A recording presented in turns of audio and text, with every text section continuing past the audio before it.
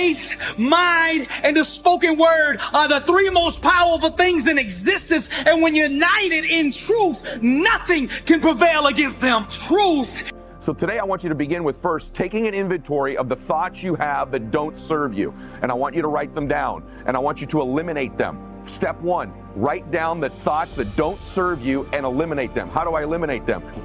Now you got to also understand this. It ain't gonna be easy. It's not gonna be a walk in the park. There's always more to give. You got to be willing to sacrifice. You got to be willing to hurt. You got to be willing to yell out. Whatever it takes, keep pushing forward. How about you try comparing yourself to the person you were 30 days age? Over the last 30 days, have you earned and implemented something new? Are you mentally and emotionally stronger than you were 30 days ago? Have you stressed yourself, or have you pursued comfort? These are the types of questions that you should be asking yourself. Why? Because winning requires focus, winning requires intention. It's not enough to just do physical strength training. Physical strength training is not enough. You also have to train your mind to handle stressful situation. You also have to increase your capacity to handle rejection and disappointment. Why?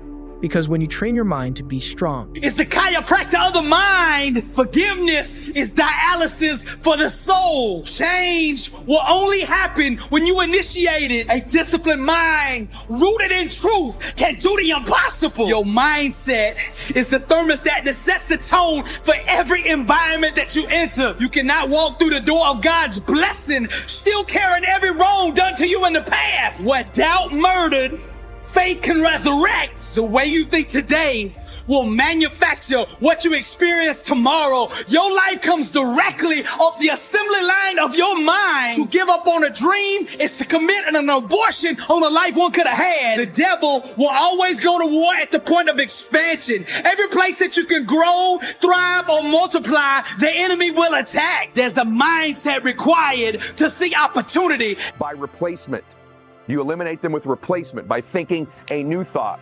It's as simple as saying, what thought would I need to have that would serve me to get this goal or dream or vision that I have? And get that thought, write it down, repeat it over and over and over and over again. Because there's a part of our brain called the reticular activating system. And it's the filter that we see the entire world through. I talk about it a great deal in my book, Max Out Your Life. You can click the link here. There's a little bit of the description in the bio as well, or go to maxoutbook.com. You can get the book or go to Amazon. But I talk about this in the book. The reticular activating system is the filter through which you see the entire world. Powerful. And so that's why it filters out all the things in your life that aren't important to you, so that you can be sane. You don't feel the blood rushing through your left ear. You don't. Can you see it? One thought can change the momentum and trajectory of your whole life. You're just one thought away from greatness. Success is about positioning. Getting up every day and doing the right things will eventually put you in position to win. Your future is too important to be held hostage by fear. Your life right now is the fruit of your previous thoughts and belief systems. Unforgiveness is the number one thing hindering most people's success.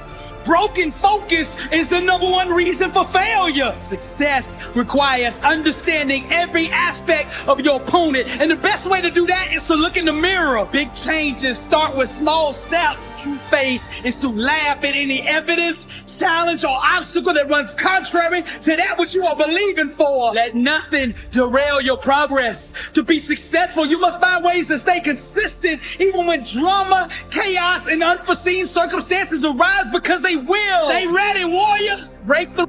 You're not conscious of your breathing. A million stimulus would hit you. If you couldn't filter things out, you'd go crazy. This allows you to only filter into your consciousness what is most important to you.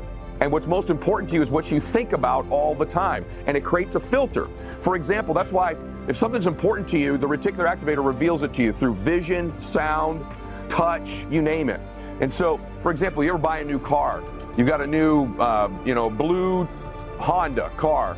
All of a sudden, don't you see that car everywhere? It's on the third, it could be 3 lanes over, other side of the freeway. You see blue Hondas all of a sudden everywhere. They were already all over the road. Why do you see them all of a sudden? You ever notice that before? Because that's become important to you, because it's part of your reticular activating system now. So what if you could program your mind that the blue Hondas of your life are your goals, your dreams, and your visions? And the way we do that is repeated thinking, looking at our goals, visualizing them, seeing them over and over again. So let me give you a couple tips to do that. Number one, your smartphone you check about 400 times a day. You are less likely to quit when you encounter resistance. So what do you believe about you? How do you talk to you about you? Take a moment to think about what you've been saying to yourself about yourself. The good news is that your mind will believe whatever you tell it.